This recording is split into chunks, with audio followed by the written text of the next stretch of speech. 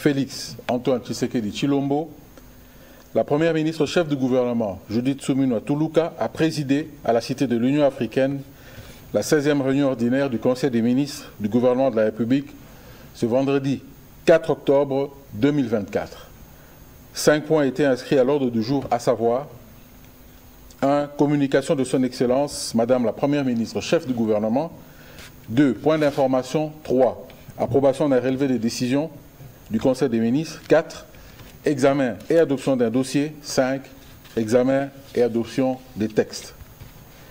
La communication de Madame la Première ministre, chef du gouvernement, a porté essentiellement sur 5 points, à savoir 1. Naufrage sur le lac Kivu. Au nom du gouvernement de la République et en son nom propre, la Première ministre a exprimé à la fois sa profonde tristesse et son indignation à la suite du naufrage survenu sur le lac Kivu en province du Nord Kivu et du Sud Kivu dans la matinée du 3 octobre 2024. Cet incident a fait, d'après le bilan provisoire présenté par le gouvernement provincial du Nord Kivu, 23 morts, 58 rescapés et plusieurs disparus. Elle a exprimé les condoléances du gouvernement aux familles éprouvées. En leur mémoire, un deuil national de 48 heures est décrété à partir de ce vendredi 4 octobre 2024 sur l'étendue du territoire national. La Première ministre a rendu hommage aux forces armées de la République démocratique du Congo, FARDC, d'autres agents de nos services, ainsi qu'à d'autres compatriotes qui se sont activés très rapidement pour secourir les victimes pour qui toute la compassion du gouvernement a été exprimée. Elle a rassuré la poursuite des recherches pour trouver les disparus. Aussitôt qu'elle a été informée de ce drame et en accord avec le président de la République, la chef du gouvernement a dit avoir instruit les membres du gouvernement habilités, chacun dans les limites de ses compétences, à prendre des mesures pour donner tout l'appui nécessaire aux autorités provinciales. Ce drame, a-t-elle rappelé, est l'une des nombreuses conséquences malheureuses de l'occupation de notre territoire par les forces rwandaises et leurs supplétifs du M23. Car ces compatriotes qui venaient de Minova ne prenaient jamais le lac pour leur déplacement et évacuation de leurs produits vers Goma. Compte tenu de la gravité des faits, la Première ministre a d'une part demandé au vice-premier ministre, ministre des Transports, voie des communications et des enclavements, de procéder instamment à l'ouverture de l'enquête devant établir les responsabilités à la base du naufrage et consécutivement de lui faire rapport de l'effectivité des mesures prises pour un meilleur contrôle du trafic naval dans notre pays. Et d'autre part, elle a chargé le ministre d'État, ministre de la Justice, d'initier aussi à son niveau une action judiciaire pour que soient sanctionnés conformément à la loi les responsables de ce drame.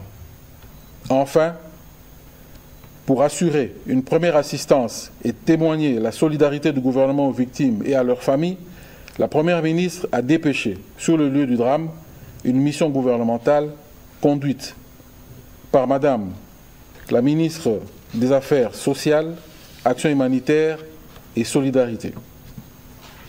Sur place, elle travaillera étroitement avec les 2 gouverneurs de province, la Croix-Rouge ainsi que la société civile qui se sont mobilisés pour la prise en charge des rescapés dans les différents hôpitaux et centres de santé. De la visite du président de la République en Hongrie et sa participation au sommet de la francophonie, la Première ministre est revenue sur l'action diplomatique du président de la République, chef de l'État, qui, après avoir effectué une visite officielle réussie en Hongrie, qui assume la présidence de l'Union européenne, prend part dès aujourd'hui au 19e sommet de la francophonie qui se tient cette année à Villers-Cotterêts en France.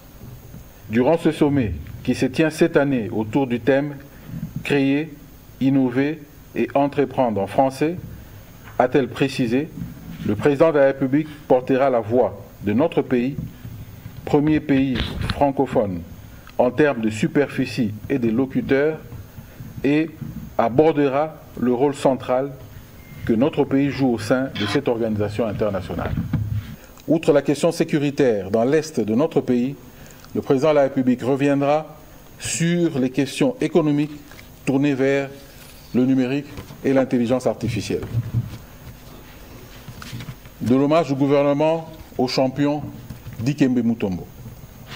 S'inclinant devant la mémoire de Dikembe Mutombo, basketteur de renommée internationale, décédé le 30 septembre 2024, la Première ministre a salué la carrière exceptionnelle de ce digne fils du pays au prestigieux championnat américain de basketball, la figure emblématique de la jeunesse congolaise et du monde qu'il représentait pour ses qualités sportives et son engagement humanitaire et social à travers la fondation Mutombo Dikembe. L'engagement de ces structures dans le renforcement de la santé, de l'éducation et de la qualité de la vie est d'un apport indéniable. Une bonne partie de la population de Kinshasa bénéficie des soins de santé à l'hôpital Biamba Marie Mutombo. La République démocratique du Congo est fière de ses dignes fils, devenu un champion de la renommée internationale à qui le monde entier rend hommage aujourd'hui, à souligner la Première ministre.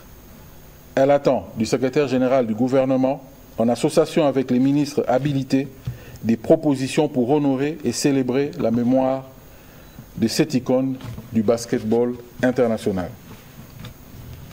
De la baisse du prix du carburant à la pompe. À ce sujet, la Première ministre a rappelé que lors de la réunion du mercredi 2 octobre 2024 qu'elle a présidée, le comité de conjoncture économique du gouvernement a décidé de la révision à la baisse du prix du carburant à la pompe suivant l'arrêté du vice-premier ministre, ministre de l'économie nationale. Elle a demandé à cet effet aux ministères concernés d'assurer un bon encadrement de cette mesure afin que les effets attendus pour le social de la population et sur l'économie en général soient effectifs. Le vice-premier ministre, ministre de l'économie nationale, en collaboration avec le vice-premier ministre, ministre de l'Intérieur, Sécurité, Décentralisation et Affaires coutumières, a été encouragé à instruire les gouverneurs de province à convoquer dans le plus bref délai les transporteurs et à cette fin et d'organiser la commission tarifaire pour l'application sans faille du dit arrêté. Des appels à la grève à l'éducation nationale.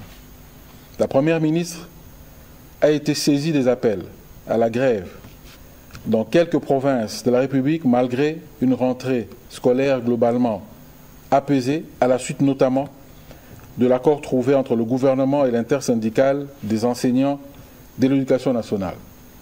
Enclenché en dehors de toute procédure en la matière, ces mouvements d'appel à la grève semblent ignorer des avancées notables enregistrées dans le secteur, principalement l'augmentation du taux d'exécution des engagements des accords de Bibois, taux qui est passé de 29 à 70%, témoignant ainsi des efforts significatifs du gouvernement dans la mise en œuvre des 10 accords.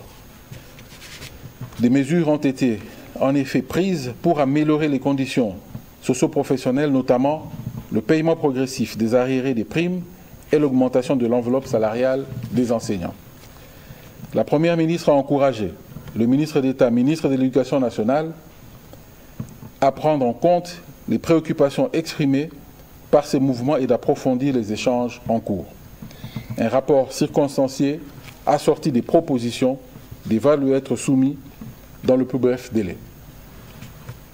2. Points d'information. 1. État et administration du territoire. Le vice-premier ministre, ministre de l'Intérieur, Sécurité, Décentralisation et Affaires coutumières a présenté au Conseil le rapport sur l'état de l'administration du territoire.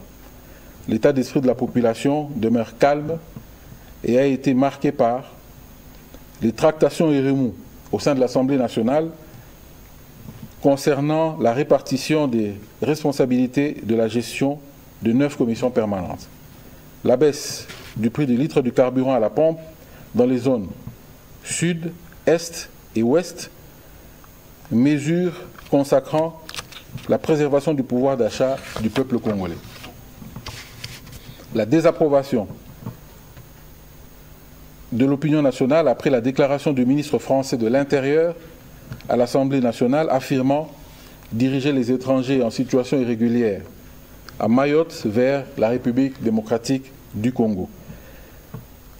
Le triste naufrage survenu sur le lac Kivu dans la matinée du jeudi 3 octobre 2024. Le vice-premier ministre, ministre de l'Intérieur, Sécurité, Décentralisation et Affaires coutumières, a par la suite présenté quelques points saillants sur le plan sécuritaire, notamment dans les provinces de l'Ituri, de Haut-Uélé, du Kwango, de Mai-Ndombe, du Nord Kivu, Tanganyika, Bas-Uélé et du Sud Kivu. Il a conclu son rapport en abordant les questions relatives au banditisme, à la criminalité, aux catastrophes et aux sinistres, ainsi qu'à la situation aux frontières.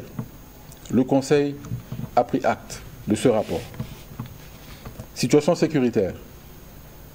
Le vice-premier ministre, ministre de la Défense nationale et ancien combattant a présenté la situation opérationnelle et sécuritaire, particulièrement dans la partie est du pays. Il a signalé qu'au cours de la semaine qui s'achève, des incidents bien documentés ont affecté quelques zones. Ils ont été caractérisés par des actions d'agression rwandaise en violation continue du cessez-le-feu, d'activisme terroriste et d'insécurité, butés à la contre-offensive structurée et conséquente de nos forces armées, plus que déterminées à rétablir la paix et à répondre à toute menace sécuritaire. Le Conseil a pris acte de ce rapport. Situation épidémiologique en République démocratique du Congo. Le ministre de la Santé publique, Hygiène et Prévoyance sociale a passé en revue la situation épidémiologique de la République démocratique du Congo et a mis en perspective les actions de riposte en cours, particulièrement contre le Mpox et le choléra. Pour le Mpox, le suivi des contacts se poursuit autant que la prise en charge médicale gratuite des malades, la surveillance au point d'entrée et au point de contrôle ainsi que la sensibilisation de la communauté au changement de comportement. La campagne de vaccination contre le Mpox débute ce 5 octobre 2024 et va s'étendre jusqu'au 11 octobre pour le premier passage. En ce qui concerne le choléra, toutes les actions menées et envisagées dans le cadre du plan de riposte ont été rapportées. Avant de conclure son intervention, le ministre de la Santé publique, Hygiène et Prévoyance sociale a informé le Conseil de la nécessité de construire un centre hospitalier moderne répondant aux normes pour la prise en charge des détenus malades à la prison centrale de Makala. En attendant la réalisation de ce projet et pour parer au plus pressé, l'option levée consiste en la mise en place d'un centre de traitement ambulatoire renforcé en ressources humaines, équipements et dispositifs médicaux, ainsi qu'en médicaments pour la prise en charge des malades et des blessés. Un arrêté interministériel Justice Santé devra formaliser cette action. Le Conseil des ministres a pris acte de cette note d'information. Prise en charge de l'évacuation des compatriotes congolais en danger dans les zones des conflits armés. La ministre d'État, ministre des Affaires étrangères, Coopération internationale et Francophonie a informé le Conseil de la nécessité d'organiser la prise en charge de l'évacuation de nos compatriotes en danger dans les zones de conflits armés, notamment entre la Russie et l'Ukraine et au Liban. En effet, son ministère a reçu des alertes de nos ambassades sollicitant une intervention du gouvernement pour une prise en charge de nos compatriotes répertoriés en vue de leur évacuation et rapatriement. Le Conseil a pris acte de cette note d'information. Participation à la 29e session de la conférence des parties à la Convention cadre des Nations Unies sur le changement climatique.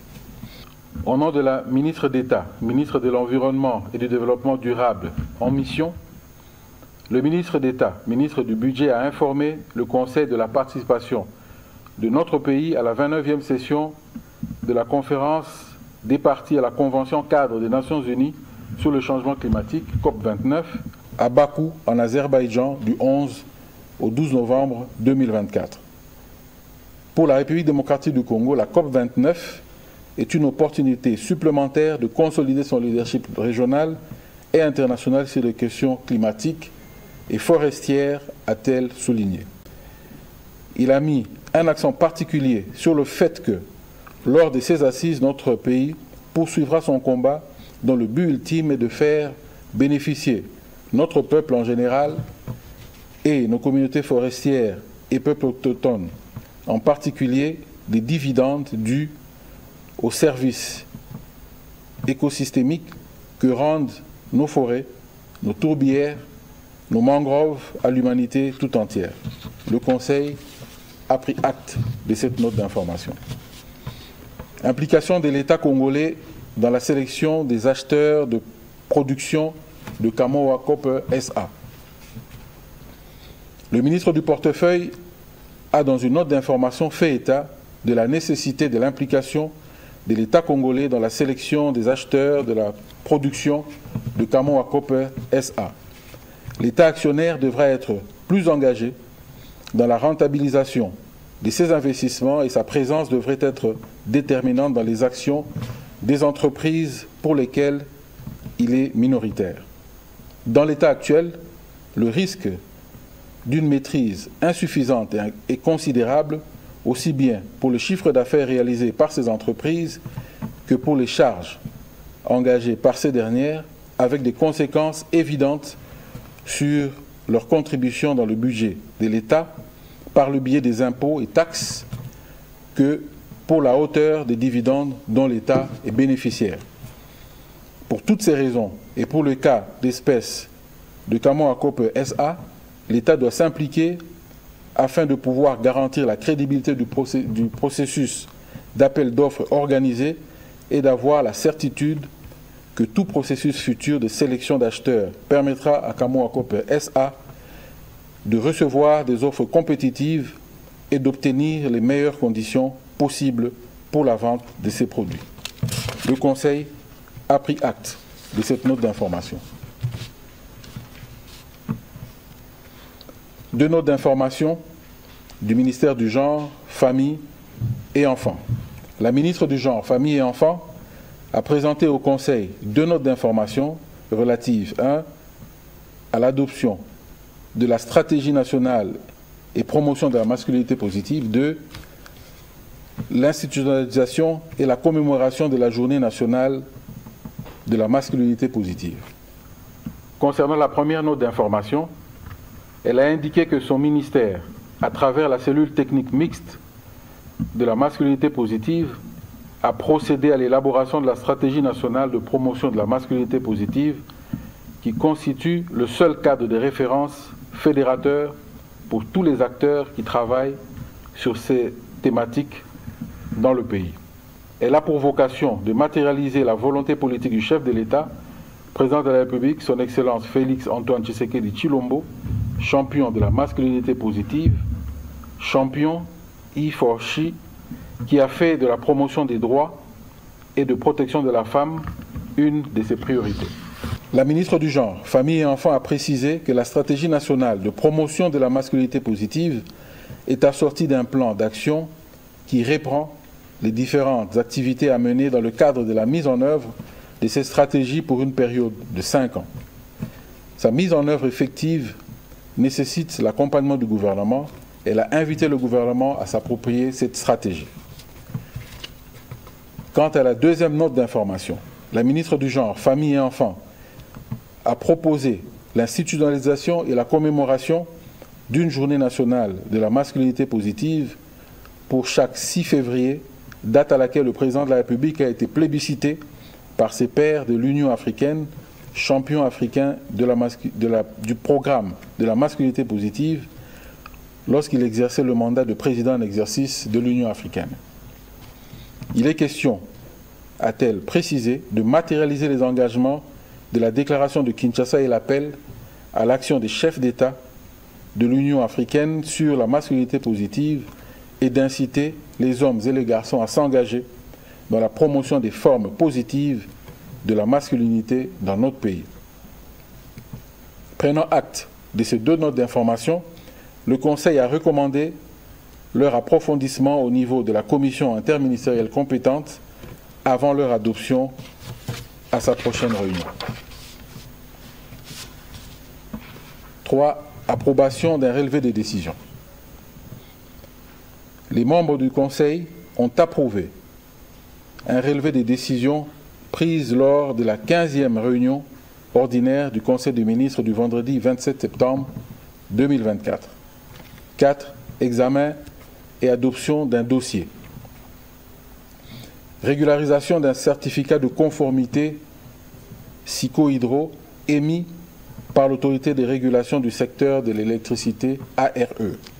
Au regard du différend qui opposait l'autorité de régulation du secteur de l'électricité ARE à Sikohydro au sujet de la délivrance du certificat de conformité de la centrale hydroélectrique de Boussanga, le ministre des Ressources hydrauliques et électricité a sollicité au gouvernement d'instruire à ce régulateur d'octroyer un certificat de conformité définitif conformément à la loi et à ne percevoir aucune taxe indue à cet effet. Ceci pour permettre à Sikohydro de mettre en exécution le plan de développement de la centrale. Il a annoncé qu'un séminaire de renforcement des capacités sera organisé au profit des animateurs de l'ARE pour leur permettre de s'enrichir de l'expérience des autres régulateurs sur les règlements des différends. Le ministre des Ressources hydrauliques et électricité a enfin proposé au gouvernement de mettre à disposition des fonds nécessaires pour favoriser le bon fonctionnement de l'autorité des régulations du secteur de l'électricité ARE. Après débat et délibération, ce dossier a été adopté. Examen et adoption de 8 textes. Projet de décret relevant du secteur du budget. Le ministre d'État, ministre du Budget, a présenté au Conseil pour examen et adoption le projet de décret relatif à la gestion électronique des marchés publics en République démocratique du Congo. En effet, en dépit des avancées significatives enregistrées ces 10 dernières années dans la réforme de la commande publique en République démocratique du Congo, la mise en application de la réglementation en la matière souffre de quelques faiblesses, dont l'une des principales est le traitement manuel des dossiers des marchés publics. Cette situation fait peser des risques énormes de corruption et ne garantit pas la traçabilité, la transparence et l'exhaustivité des informations dans la gestion de la commande publique.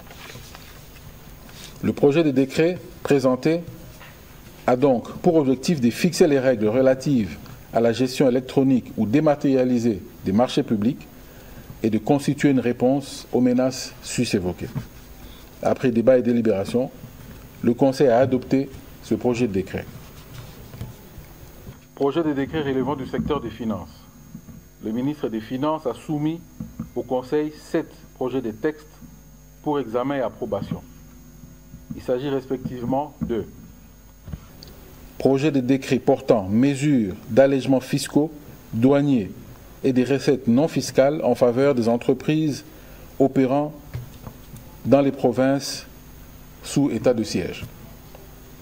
Projet de loi autorisant la ratification de l'accord de crédit numéro 7536-ZR du 21 mai 2024 conclu entre la République démocratique du Congo et l'Association internationale de développement IDA au titre de financement de programmes d'urgence sanitaire, préparation, riposte et résilience utilisant l'approche programmatique multiphase. Projet de loi autorisant la convention des crédits syndiqués signée en date du 28 août 2024 entre la République démocratique du Congo, l'ABSA Bank Limited et Development Bank of Southern Africa Limited. Projet de décret modifiant et complétant le décret numéro 13/050 du 6 novembre 2013 portant règlement général de la comptabilité publique. Projet de décret modifiant et complétant le décret numéro 23/17 du 31 mai 2023 fixant le périmètre, la structure et le fonctionnement du compte unique du Trésor, CUT en sigle. Projet de décret modifiant et complétant le décret numéro 22/12B du 31 mars 2022 portant création, mission organisation et fonctionnement de la Direction générale du Trésor et de la comptabilité publique, DGTCP en sigle. Projet de décret fixant les procédures d'encaissement et de comptabilisation des recettes publiques, annexe manuel des procédures d'encaissement et de comptabilisation des recettes publiques. Après débat et délibération, le Conseil a adopté l'ensemble de ces textes.